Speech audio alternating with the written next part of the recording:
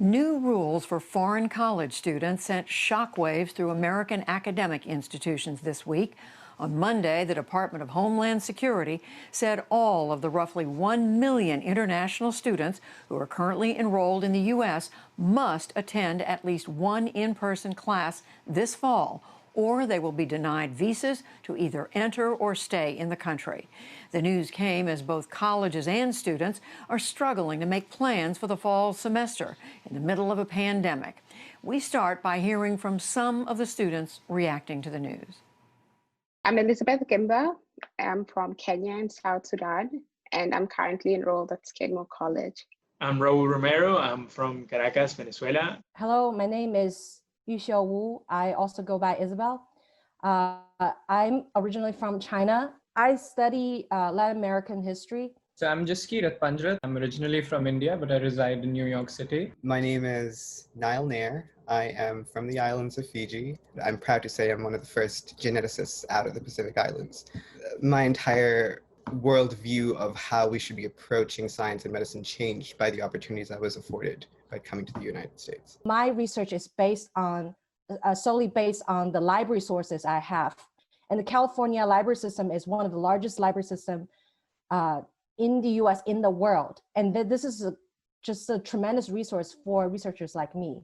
You have hands-on experience of what you dream of in the United States. And now it's being taken away from me in many ways.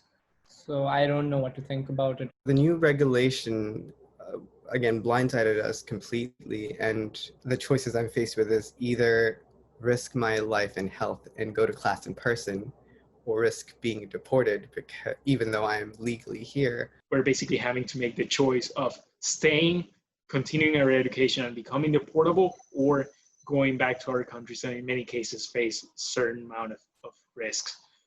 In Venezuela, it goes beyond the humanitarian crisis and the violence. There's also, very poor internet connection. Blackouts occur daily. There's no constant supply of water. I'm most concerned about my education because I don't think I have the luxury or the option of, for instance, taking a semester gap or deciding to go back home and take a break or anything of the sort. There's like this constant, feeling that I don't belong here, even though I'm paying so much money and there's so much, and I'm on a student loan. We're here temporarily and we're not even being allowed to stay here temporarily. I mean, it's tiring, it's hectic, it's frustrating, it's really draining, and there's not much we can always do from our side. This law make me and a lot of international students feel that we are deserted by the country, we're unwelcome here. What is the most devastating thing for me is that feeling of rejection. Harvard and MIT quickly filed a lawsuit to block the new rule, saying that it risks the health of students and faculty. One of the major institutions grappling with the change is the University of Wisconsin at Madison. Jeffrey Brown spoke with its chancellor, Rebecca Blank, a short time ago. Rebecca Blank, thank you for joining us. We just heard from several students. I understand you have some 5,800 foreign students on campus there. What do you think is the impact on them? So this is an unwise and a terribly disruptive policy.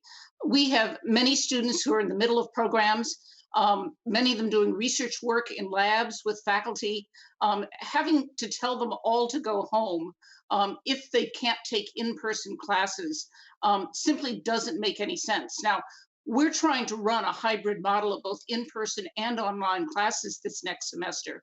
So I'm hoping many of them will be able to stay in Madison. But some students can't get home. Some students, it's not safe for them to be in their home country. The infections are far worse there than here in Madison. And some students, if they stop out, are just not going to get back. Ken Cuccinelli, who's the acting deputy secretary at DHS, he said, if they're not going to be a student or they're going to be 100% online, then they don't have a basis to be here. They should go home and then they can return when the school opens. What is wrong with that logic? So there are a lot of reasons for a student to be here on campus or in the United States while they're a registered student at our campuses. As I say, some of them may well be working with faculty, doing lab work and research, even if they are taking classes online. Some of them will be in situations where, I mean, there are literally no flights back to some countries right now. They can't get there. We had a whole number of students who stayed last spring when we went online. Almost all of them were international students. Many of them stayed over the summer because they were reasonably certain if they went home, they wouldn't be able to get back to school here this fall. It's quite clear that when schooling gets disrupted in this way, that once you stop out, once it becomes hard, it's just that much harder for students to get back in and finish their degree. And we want all of these students to get an education and to finish their degrees as fully and as quickly as possible. Now we're talking about the impact on students. What about the impact on schools like yours?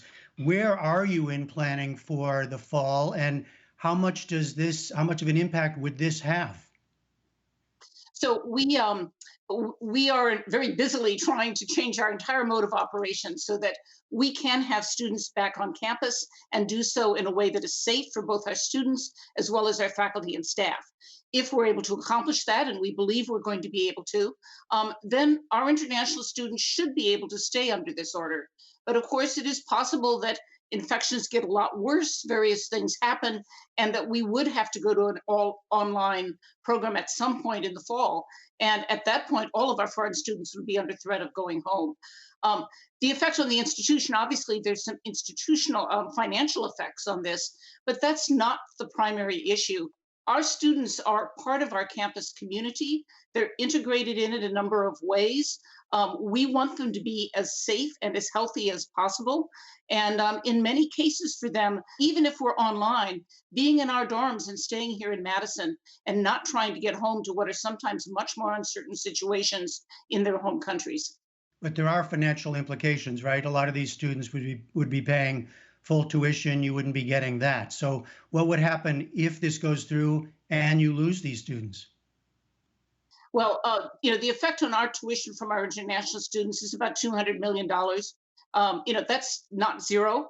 Of course, if we go to a virtual and online situation, we will be having students dropping out who are domestic students as well as international. But as I say, my main concern about this policy is not the financial implications. We're going to do everything we can to try to be open in the fall. My concern is its impact on the education of students. And I should say the presence of foreign students at American universities has been incredibly important to this country. They go home, they become business leaders, they become political leaders. Their connections back to the United States from having been to our schools, of having spent time in the US, are just golden in terms of creating long-term relationships between this country and other countries. Several critics of the administration and this move have seen it as an attempt, a political attempt, to force colleges to reopen in the fall. Do you see it that way? I can't judge the motivations behind this regulation. As I say, I just think it's a very unwise regulation.